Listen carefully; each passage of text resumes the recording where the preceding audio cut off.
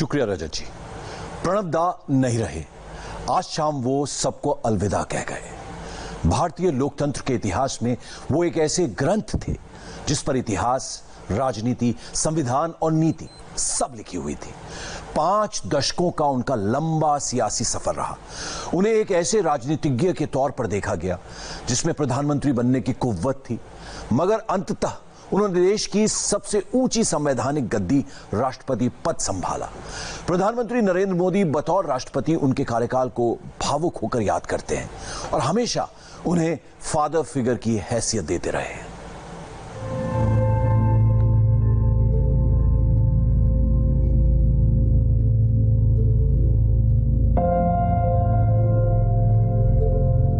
एक भी मेरी मुलाकात पिछले 3 साल में राष्ट्रपति जी के साथ ऐसी नहीं रही जिसमें उन्होंने पिता की तरह, और मैं बहुत अंतर्मन से कह रहा हूं,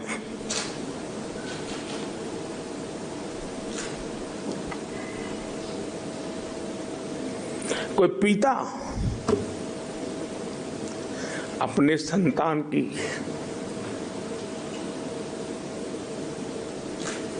जैसे देखभाल करे। देखो मोदी जी, आधा दिन तो आराम करना ही पड़ेगा। मुझे दा कहते हैं, प्रणब दा कहते हैं, भाई इतना काहे दौड़ रहे हो, कुछ कार्यक्रम कम करो, तुम तबीयत का संभालो। चुनाव के दिन थे उत्तर प्रदेश में, मुझे कहते हैं कि भाई जीत और हार चलती रहती है, लेकिन कोई शरीका के देखोगे कि नहीं देखोगे? ये राष्ट्रपति के दायित्व का हिस्सा नहीं था, लेकिन उनके भीतर का इंसान अपने एक साथी की चिंता। और मैं मानता हूं कि ये व्यक्तित्व, ये संबंध, ये रूप राष्ट्र जीवन के लिए एक बहुत बड़ा, हम जैसे लोगों को प्रेरणा देने वाला काम होता है, और वो काम प्रणब दा ने किया। प्रधानमंत्री नरेंद्र मोदी की प्रणब मुखर्जी के साथ रिश्तों की प्रगाढ़ता कैसी थी, ये उन्हीं के शब्दों से बयान होता है। मोदी के लिए दिल्ली नई थी और प्रणब दिल्ली की राजनीति के पुरातन पुरुष थे। ये बयान मोदी ने प्रणब दा की पुस्तक की रिलीज के मौके पर दिया था, और आज उनके महाप्रस्थान के साथ ही उन्होंने वो तस्वीर भी ट्वीट की जो बताती है कि मोदी उन्हें पितृतुल्य क्यों मानते थे, फादर फिगर क्यों कहते थे। चरण स्पर्श के लायक अपना ये कद प्रणब दा ने खुद बनाया था।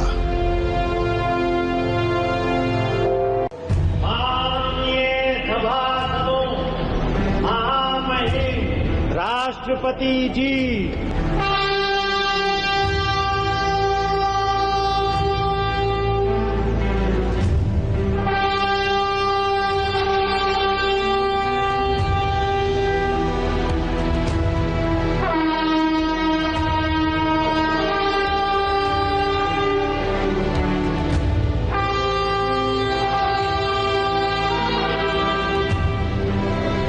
I, Pranab Mukherjee, do swear in the name of God that I will faithfully execute the office of President of India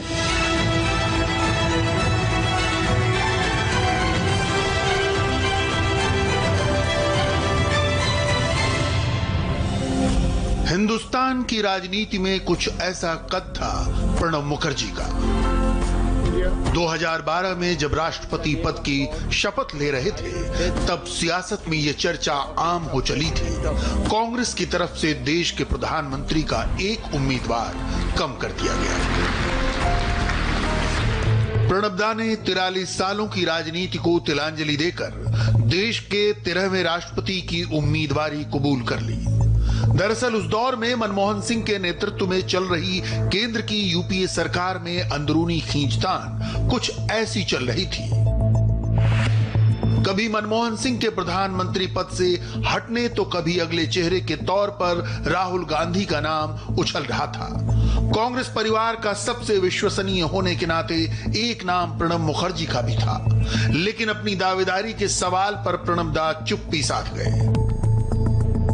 ये प्रणब दा का चिरपरिचित अंदाज था, स्वभाव से कम बोलने वाले लेकिन काम की बोलने वाले, देखने में कम सक्रिय लेकिन पार्टी के अंदर बड़े रणनीतिकार, बड़े थिंक टैंक, देश की रक्षा से लेकर विदेश नीति और अर्थव्यवस्था जैसे मामलों को संभालने वाले कद्दावर राजनेता।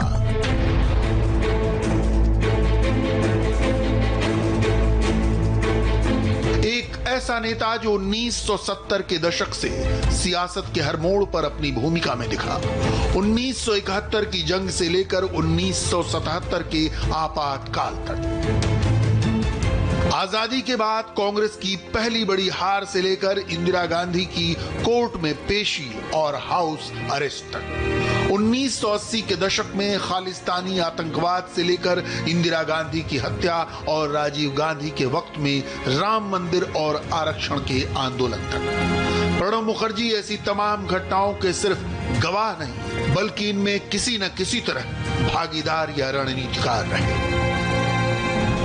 एक संविधान और कानून के अच्छे जानकार के तौर पर, राजनीति और आर्थिक मामलों के विशेषज्ञ के तौर पर, सियासत में अपनी इतनी अहमियत को प्रणब दा चमत्कार कहा करते थे। इतना कम बोलने वाले और संकोची प्रोफेसर को राजनीति में जगह मिल गई, हैरानी है। ऐसा कहते हुए प्रणब दा अपने पुराने दिनों को याद करते थे और असल में इस पर अमल भी करते थे, जैसे कि दुर्गा पूजा। पूरे साल कहीं भी रहें, दुर्गा पूजा आते ही प्रणब दा अपने गांव चले जाते और पूरे नवरात्र अपने कुलदेवी की आराधना पूरे पारंपरिक अंदाज में करते।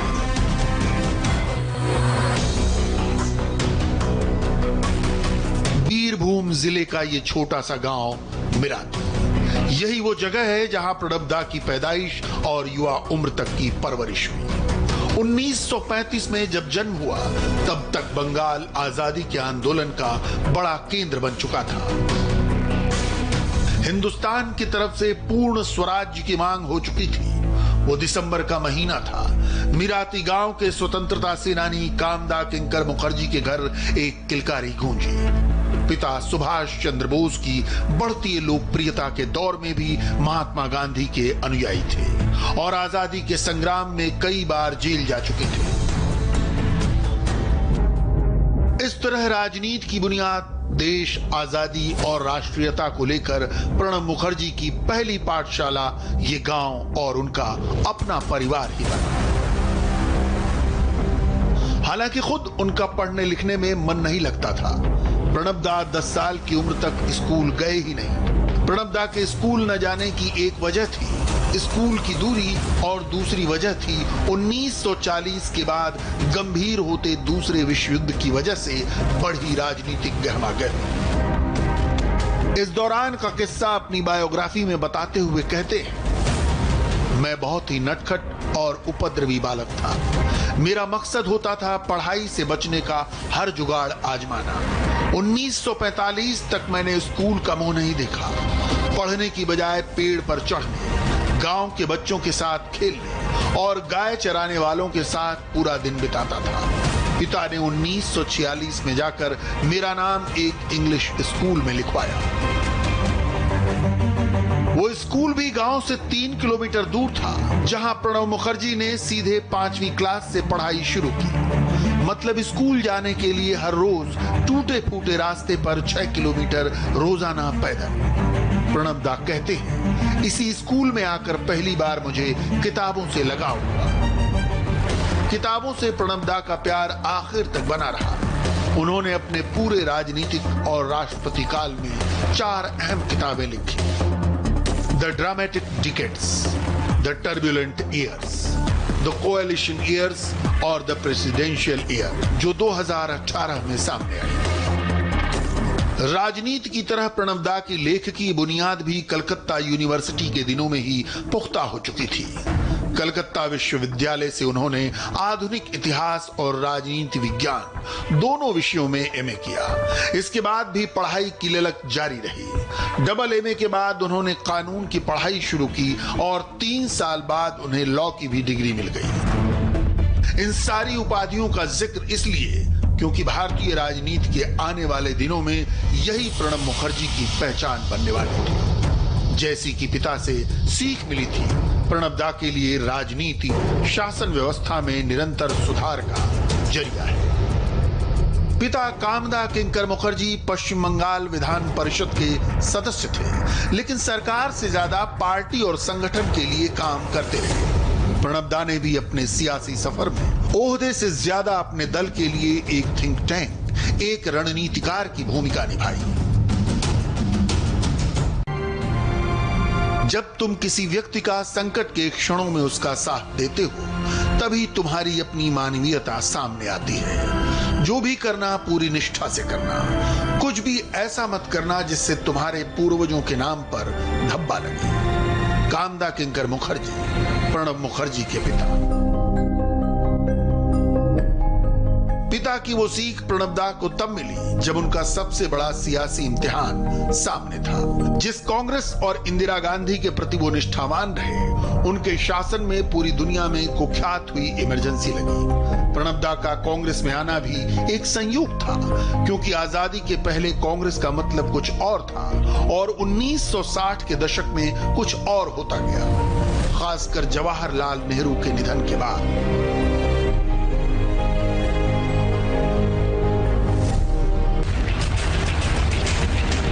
नेहरू के निधन के 1.5 साल पहले 1962 के जिस साल भारत के साथ हिंदी चीनी भाई भाई में भरोसा दिखाने वाले चीन ने हमला किया था, तब प्रणब मुखर्जी कलकत्ता विश्वविद्यालय में कानून की पढ़ाई कर रहे थे। तब राजनीति में उनकी दिलचस्पी और सक्रियता कैंपस से बाहर नहीं थी, लेकिन चीन के साथ युद्ध के दौरान देश के पूर्वी हिस्सों में रक्तदान शिविरों के लिए खून और चंदा जुटाने का अभियान चला।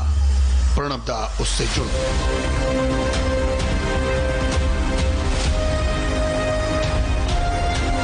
इस अभियान में प्रणब मुखर्जी की भूमिका कॉलेज में भी चर्चा का विषय रही। लोकप्रियता इतनी कि उन्हें 1963 में यूनिवर्सिटी लॉ कॉलेज के स्टूडेंट्स एसोसिएशन का चेयरमैन चुन लिया गया। ये छात्र संगठन अजय मुखर्जी की बांग्ला कांग्रेस से जुड़ा था।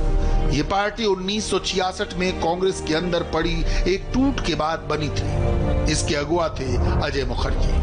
अजय मुखर्जी के कहने पर प्रणब दा ने बांग्ला कांग्रेस ज्वाइन कर ली। 1967 में जो ज्योति बासु और अजय मुखर्जी के नेतृत्व में पहली संयुक्त मोर्चा सरकार बनी, उसका आइडिया प्रणब दा ने ही दिया था। अजय दा, यदि हम कांग्रेस को पराजित करना चाहते हैं तो हमें सभी दलों को एक कर उसके खिलाफ खड़ा करना होगा। अगर हम संयुक्त मंच से चुनाव लड़ेंगे तो कांग्रेस को परास्त कर सकते हैं। प्रणब मुखर्जी। संयुक्त मोर्चा को लेकर प्रणब दा का यह ख्याल आखिर तक बना रहा। हालांकि निजी तौर पर अपनी सियासी प्रतिबद्धता के हिसाब से वो समर्पित कांग्रेसी रहे, लेकिन सत्ता के सियासी संकट में साझा सरकार के हिमायती हमेशा रहे। यूपीए 1 और यूपीए 2 की गठबंधन सरकारों में तमाम दलगत मतभेदों के बीच उनकी भूमिका कारगर मानी जाती है। आपको बार बार कॉम्प्रोमाइज करने पड़े अपने एलाइंस को खुश रखने के लिए, क्योंकि कांग्रेस को एक गठबंधन की सरकार चलाने का, अलायंस की सरकार चलाने का कोई अनुभव नहीं था। ये बिल्कुल सही है। Congress 45 years ruled with absolute clear majority. Therefore, it is more successful. हमारे मेरा सफलता ज्यादा है। कॉम्प्रोमाइज तो करना ही होगा। कोalition मीन्स कॉम्प्रोमाइज। लेकिन आप तो आज भी इस बात के खिलाफ हैं कि कोalition की सरकार बननी चाहिए। नहीं, मुझे तो मान लिया कांग्रेस पार्टी ने ये निर्णय कर चुका है जो अभी कोalition चलाना जरूरी है, क्योंकि जो फंडामेंटलिस्ट फोर्सेस, जो communal forces they are spreading their influence, वो रुकने के लिए कोalition का जरूरत है। अब देखिए, कोalition चलाने से क्या होता है, आपकी सरकार के 2 मंत्री, एक लालू यादव, एक रामविलास पासवान, जो बड़े इंपॉर्टेंट मिनिस्टर्स हैं, जब बिहार में चुनाव होता है उसके पहले पब्लिकली एक दूसरे पर इल्जाम लगाते हैं। ये तो कोalition का रजत जी आपका तो जानकारी है। कोalition का तो ये धर्म है कॉन्ट्रडिक्शन को मैनेज करना। आप देखिए ना, ये तो आप दो मंत्री का बात कर रहा है। 77 में क्या हुआ? प्राइम मिनिस्टर मोरारजी भाई, डिप्टी प्राइम मिनिस्टर चरण सिंह एक दूसरे को खिलाफ सिर्फ बयानबाजी नहीं किया, चिट्ठी भी लिखा, वो डॉक्यूमेंट्स पर आ गया। तो ये कोalition में कभी कभी ऐसा होता है। प्रणब दा के इसी मेलजोल को देखते हुए कई राजनीतिक जानकार उन्हें कांग्रेस का अटल बिहारी वाजपेयी मानते थे। पार्टी रणनीतिकार से अलग सत्ता और सरकार में भी अहम पदों पर एक रौबदार प्रशासक प्रणब मुखर्जी ने रक्षा मंत्री, वित्त मंत्री, औद्योगिक विकास मंत्री, लोकसभा में विपक्ष के नेता जैसी जिम्मेदारियां बखूबी निभाई। अपने इसी सियासी कद के लिए प्रणब दा देवी की कृपा और चमत्कार जैसे शब्दों का इस्तेमाल किया करते थे, क्योंकि राजनीति में आने से पहले असल जिंदगी में उनके सामने जो चुनौतियां थी वो सियासत के लिए सोचने का मौका नहीं देने वाली थी। उस दौर के किसी भी दूसरे नौजवान की तरह पढ़ाई लिखाई के साथ रोजगार, प्रणब दा ने भी पढ़ाई के साथ यही किया। 1961 डाक और टेलीग्राफ विभाग में अपर डिवीजन क्लर्क की नौकरी की। 1963 कलकत्ता के विद्यानगर कॉलेज में राजनीति विभाग के असिस्टेंट प्रोफेसर बन गए।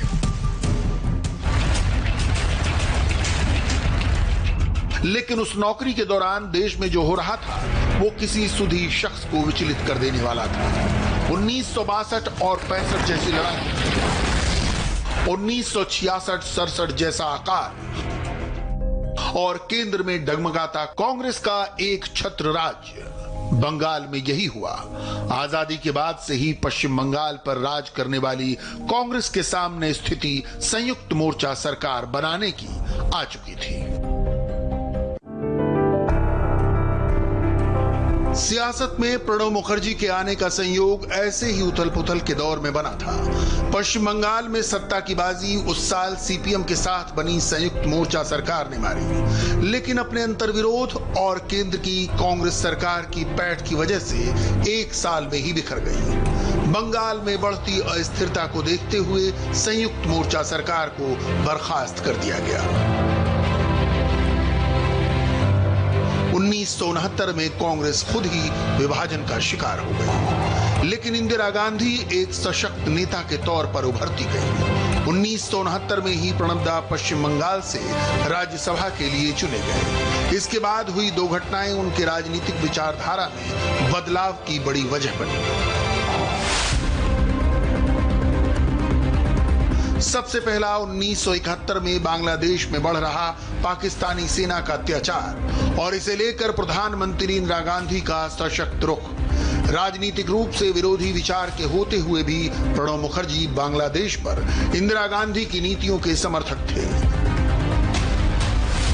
राज्यसभा में एक बहस के दौरान प्रणब दा ने बांग्लादेश की बागी सरकार को भारत की तरफ से राजनीतिक मान्यता देने का आइडिया दिया। इससे इंदिरा गांधी बेहद प्रभावित हुई। इंदिरा गांधी ने उस बयान के लिए प्रणब मुखर्जी को दाद दी। उसी साल अंतर्राष्ट्रीय मंचों पर जो प्रतिनिधिमंडल बांग्लादेश के मामले में भारत के रुख को लेकर अंतर्राष्ट्रीय मंचों पर समर्थन जुटाने के लिए भेजा गया, उसमें प्रणब मुखर्जी को भी शामिल कर दिया गया। प्रणब दा के मुताबिक इंदिरा गांधी का यही भरोसा उन्हें कांग्रेस पार्टी में ले गया। 1973 में 38 साल की उम्र में डिप्टी इंडस्ट्रियल डेवलपमेंट मिनिस्टर बनाए गए। आपातकाल पर इंदिरा गांधी की सलाहकार टीम के भी अहम सदस्य थे। 1975 में ही राज्यसभा के लिए दोबारा चुने गए। 5 साल में ही इंदिरा गांधी के इतने भरोसेमंद हुए कि इंदिरा गांधी उन्हें मैन ऑफ ऑल सीजन्स कहा करती थी।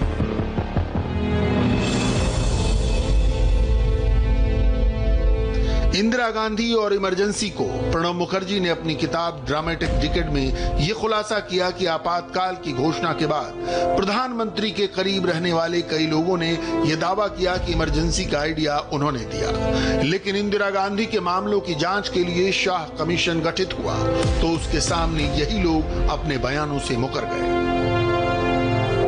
इंदिरा गांधी ऐसे तमाम लोगों की पहचान बन गई थी आपातकाल की घोषणा के बाद इंदिरा गांधी ने जिन करीबी लोगों को सबसे पहले याद किया उनमें प्रणब मुखर्जी भी थे।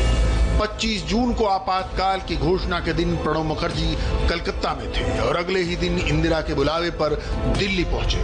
तब डिप्टी इंडस्ट्रियल डेवलपमेंट मिनिस्टर के नाते प्रणब मुखर्जी की जिम्मेदारी आर्थिक अपराधों और तस्करों पर लगाम कसने की थी। इस पूरे उथल पुथल के दौर को प्रणब दा ने ड्रामेटिक डिकेट का नाम दिया था। दिलचस्प ये कि इस पूरे दौर में प्रणब दा कांग्रेस के दूसरे नेताओं के मुकाबले मध्यमार्गी भी रहे और इंदिरा गांधी के करीबी भी। इसका सिला उन्हें 1980 के दशक में मिला, जब इंदिरा गांधी 1977 की करारी हार और जनता पार्टी की सरकार गिरने के बाद हुए चुनाव में जीतकर सत्ता में वापस लौटी। 1980 में लोकसभा अध्यक्ष बने, 1982 में वित्त मंत्री बनाए गए। वित्त मंत्री रहते हुए रिजर्व बैंक में बदलाव किए, मनमोहन सिंह को रिजर्व बैंक का गवर्नर नियुक्त किया। लेकिन अफसोस, प्रणब दा के सुधारों का वो सिलसिला अक्टूबर 1984 में इंदिरा गांधी की हत्या के बाद थम गया। कांग्रेस में प्रणब विरोधी खेमा राजीव गांधी के करीब होता गया। उन्हें केंद्र की सत्ता से हटाकर पश्चिम बंगाल की कांग्रेस कमेटी संभालने के लिए कलकत्ता भेज दिया गया, जबकि उनका नाम उस वक्त भी इंदिरा गांधी के बाद प्रधानमंत्री के दावेदारों में सबसे आगे था। इस रवैये से नाराज प्रणब दा ने 1986 में कांग्रेस छोड़ दी। उसी साल कलकत्ता में राष्ट्रीय समाजवादी कांग्रेस नाम की पार्टी बना ली। राजीव गांधी के पूरे काल में कांग्रेस में नहीं लौटे। 1991 में नरसिम्हा राव ने अपनी सरकार में उन्हें योजना आयोग का उपाध्यक्ष बनाया। 1995 में प्रणब दा विदेश मंत्री बनाए गए। 1998-99 में सोनिया गांधी के कांग्रेस अध्यक्ष बनने के बाद कांग्रेस में दोबारा रुतबा बढ़ा। इंदिरा गांधी की तरह प्रणब दा सोनिया गांधी के भी भरोसेमंद माने जाते थे। इतने कि 2004 के चुनाव में बीजेपी की हार के बाद प्रणब मुखर्जी को ही प्रधानमंत्री का उम्मीदवार माना जा रहा था, क्योंकि सोनिया गांधी प्रधानमंत्री बनने से इनकार कर चुकी थी। नई सरकार दूसरे दलों की साझेदारी से बननी थी और इस स्थिति में प्रणब दा से बेहतर मेलजोल का चेहरा कोई नहीं था। हालांकि इस बार भी प्रणब दा ऐसे कयासों पर खामोश रहे, तब भी जब मनमोहन सिंह को प्रधानमंत्री बनाने का प्रस्ताव पास हुआ। प्रणब दा 2004 की मनमोहन सिंह सरकार में रक्षा मंत्री बनाए गए। इसके बाद 2006 में विदेश मंत्रालय की जिम्मेदारी दी गई। Any matter may be required for the due discharge of my duty. विदेश के बाद वित्त मंत्री के रूप में दूसरी पारी 2009 में शुरू होती है, जब यूपीए की सरकार सत्ता में दोबारा लौटी। 2010 में उन्हें अंतर्राष्ट्रीय मुद्रा कोष के अखबार इमर्जिंग मार्केट्स की तरफ से साल के सर्वश्रेष्ठ एशियाई वित्त मंत्री के खिताब से नवाजा गया। वित्त मंत्री के रूप में ही प्रणब दा सियासत से विदा हुए।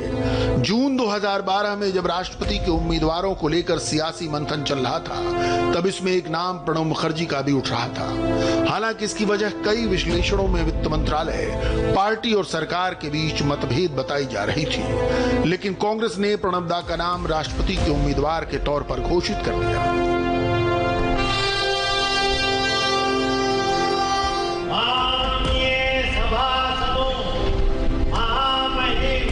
राष्ट्रपति जी,